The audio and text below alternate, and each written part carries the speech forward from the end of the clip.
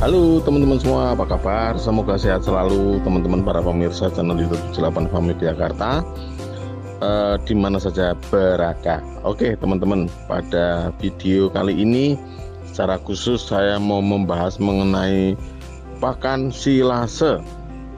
Pakan silase untuk kambing, domba maupun sapi. Nah, saya akan coba sedikit kupas ya teman-teman, karena ternyata masih ada beberapa teman-teman yang belum begitu memahami atau masih menerima informasinya simpang siur karena kebanyakan nonton YouTube.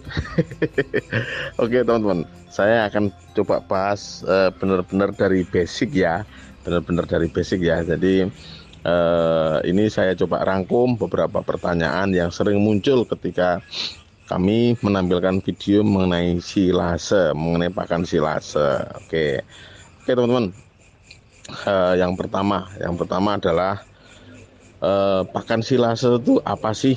Nah, jadi gini, silase itu adalah nama dari sebuah proses penyimpanan pakan hijauan.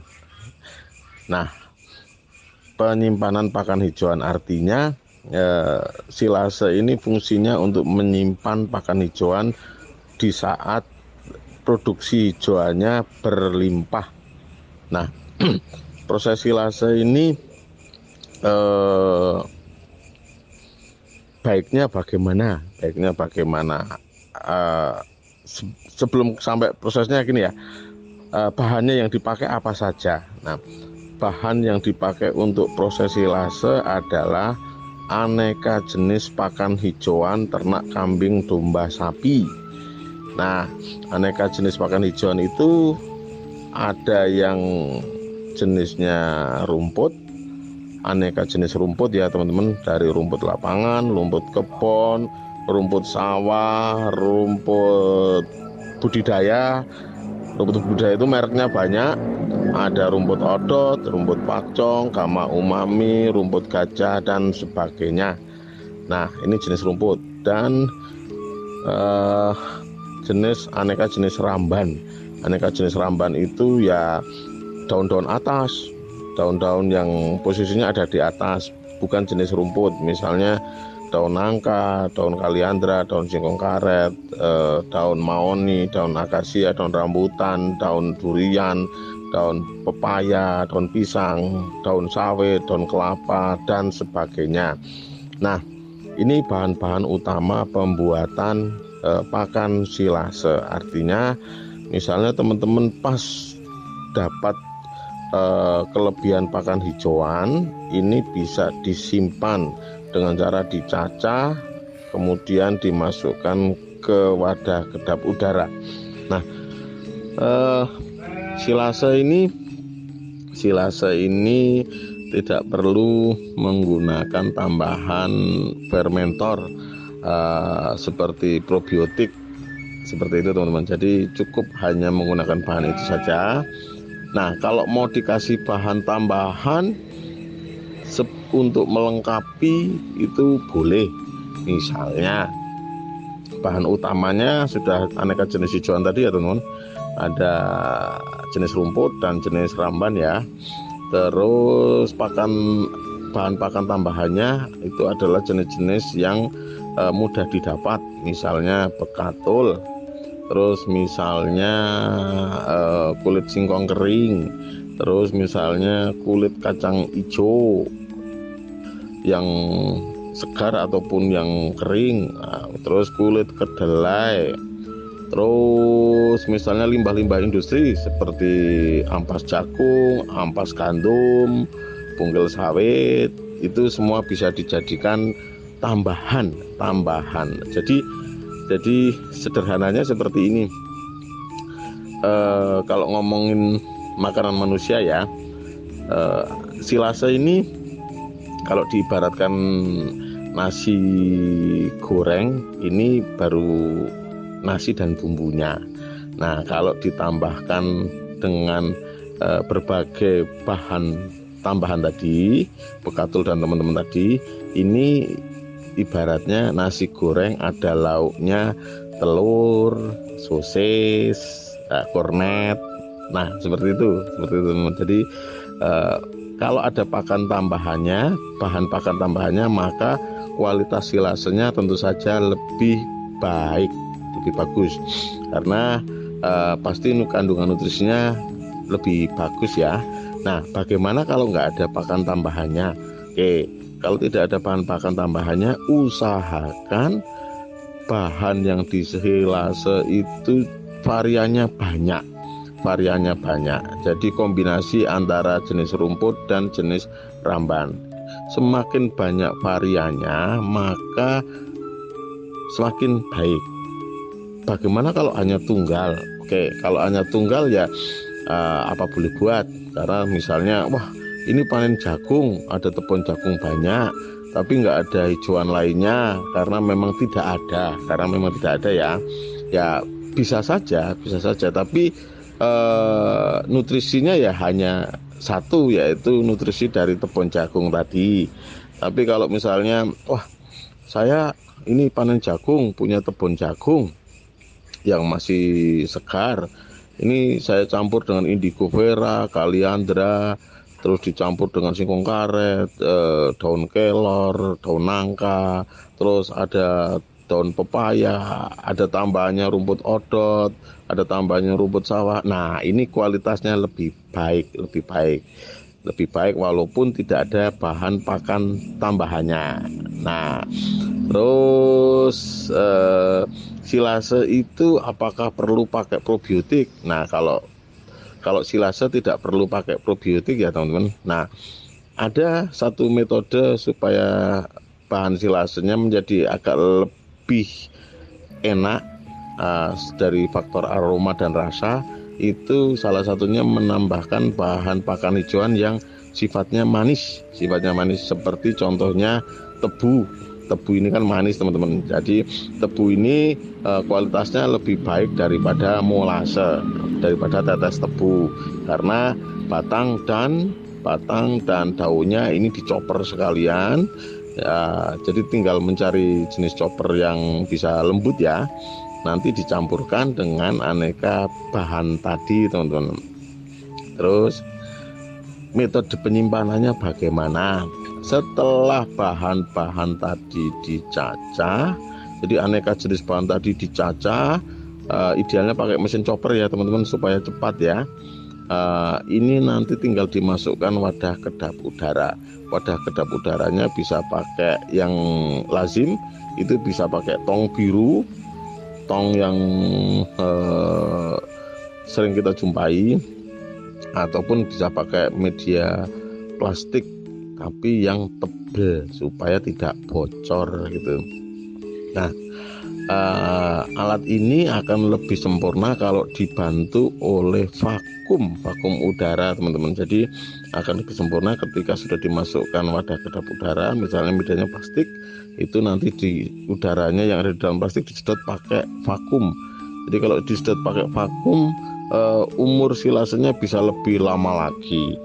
Jadi silase ini syaratnya kalau mau bikin adalah tidak boleh ada udara masuk ke dalam media penyimpanannya, dan tidak boleh ada udara keluar gitu, tidak boleh ada keluar. Nah, ini nanti yang membuat proses pengawetan pakannya berjalan dengan baik. Apakah akan busuk? Kalau syaratnya tadi dilakukan maka tidak akan busuk. Oke. Terus ada sering muncul komentar lagi mengenai, saya sudah bikin silase tapi kok baunya nggak enak, baunya cenderung kecut-kecut bagaimana gitu. Nah, ini biasanya terjadi karena proses pelayuan bahan-bahannya kurang lama. Misalnya ini memasuki musim kemarau, tapi ternyata teman-teman panen rumput dari lahan yang sedikit berair gitu. Nah, ini proses pengurangan kadar airnya harus lebih lama. Nah, misalnya teman-teman mau bikin silasenya ketika musim penghujan, nah pelayuannya harus lebih lama. Berapa lama sih? Minimal 6 jam ya, minimal 6 jam. Kalau bisa 12 jam lebih bagus, kalau bisa 24 jam lebih bagus. Tapi kalau kondisinya itu sudah kadar airnya berkurang, misalnya contoh kasus tepung jagung, karena tepung jagung itu untuk berkurang kadar airnya kan cepat sekali. Nah, ini pakai waktu 6 jam saja sudah bisa. Selain untuk mengurangi kadar air, bisa juga untuk mengurangi kandungan racunnya di bahan yang akan dibikin silase. Nah, terus silase itu kadang ternak saya coba pakan silase kok nggak mau. Nah, ini hanya faktor kebiasaan. Jadi cara membuat ternak itu mau makan silase adalah pertama kali dicampurkan dengan pakan hariannya. Misalnya pakan hariannya itu wujudnya posisi hijauan yang sudah dilayukan, ini dicacah dan nanti dicampurkan dengan silasenya. Nah, ini proses adaptasi yang baik untuk ternak yang belum pernah makan silase. Nah, yang sering terjadi adalah ternak yang belum pernah makan produk silase langsung diberikan silasenya. Nah, ini kadang-kadang ternak nggak mau makannya karena memang belum terbiasa. Nanti kalau sudah terbiasa maka akan cepat habis. Bagaimana membiasakannya, yaitu tadi dicampur ya. Jangan pakai metode dipuasakan teman-teman, jangan. Karena nanti selain itu mengganggu kesehatan ternak karena telat makan, yang kedua nanti kalau posisi sudah lapar pun dia nggak doyan, dia posisinya tetap nggak mau makan. Nah, supaya mau makan bagaimana? Caranya dicampur. Kalau sudah dicampur dengan pakan yang sudah dilayukan segar tapi posisi layu kok belum mau, caranya bagaimana? Caranya misalnya silasenya tadi bahannya adalah bahan murni dari hijau-hijauan ya. Caranya coba ditebari bekatul tipis-tipis atau konsentrat tipis-tipis di atas pakannya di dalam palungan, kemudian diaduk. Nah, atau juga pakai metode teman-teman melarutkan garam, kemudian disemprotkan ke media ke dalam wadah pakannya yang ada pakannya silase dan hijauan tadi. Nah, ini untuk perangsang nafsu makan ya, untuk perasa. Jadi kambingnya, dombanya, sapinya akan lebih cepat adaptasi. Nah, ini sering banget, kasus ini sering banget. Kemudian muncul pertanyaan, Mas, apakah kalau dikasih pakan silase terus itu bagus? Nah, jawaban saya seperti ini. Kalau teman-teman bikin pakan silasenya itu bahannya sangat bervariasi, maka bagus. Tidak masalah pemberiannya full silase, itu tidak masalah. Beda cerita kalau teman-teman hanya satu jenis bahan. Misalnya teman-teman mensilase rumput odot, jadi hanya rumput odot terus. Nah, hasil ke ternaknya kurang bagus. Karena logikanya gini, kalau misalnya saya ini ternyata senangnya makan pakai nasi, lauknya telur balado, ini menunya sama terus. Nah, ini kurang bagus. Yang bagus adalah saya makannya nanti bercampur-campur, persis seperti pakan silase yang akan diberikan itu idealnya adalah bercampur-campur. Apakah kalau dikasih pakan silase terus bisa gemuk? Jawabannya seperti itu tadi. Kalau nanti bervariasi jenis pakannya dan bisa konsisten bikinnya, artinya bikin terus dengan konsep seperti itu tadi, maka akan lambat laun pun akan semakin gemuk untuk ternaknya. Nah, ini silase itu bisa disimpan berapa lama sih? Bisa tahunan. Tapi tidak perlu sampai tahunan ya. Artinya kalau sampai tahunan itu kita lupa bahwa kita punya tabungan silase. Terus kemudian induk bunting apakah aman makan silase? Aman. Hanya saja gini teman-teman tidak boleh memberikan silase dari bahan tunggal.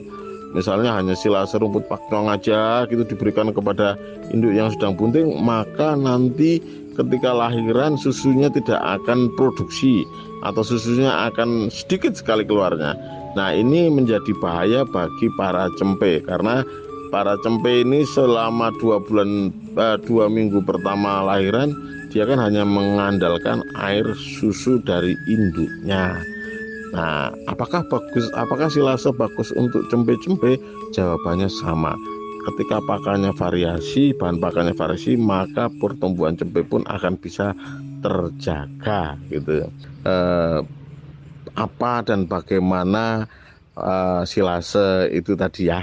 Semoga yang saya sampaikan ini bisa memberikan tambahan wawasan untuk teman-teman semua yang mungkin belum begitu memahami mengenai pakan silase. Nah, kalau masih ada pertanyaan, mohon silakan ditulis di kolom komentar, nanti saya akan jawab pertanyaannya. Oke teman-teman, terima kasih sudah berkenan menyaksikan video ini, semoga bermanfaat. Bagi teman-teman yang belum subscribe, silahkan subscribe. Bagi yang sudah subscribe, semoga tayangan-tayangan kami bermanfaat untuk teman-teman semua. Terima kasih teman-teman, nantikan kami di tayangan-tayangan berikutnya. Terima kasih, sukses selalu untuk kita semua. Amin.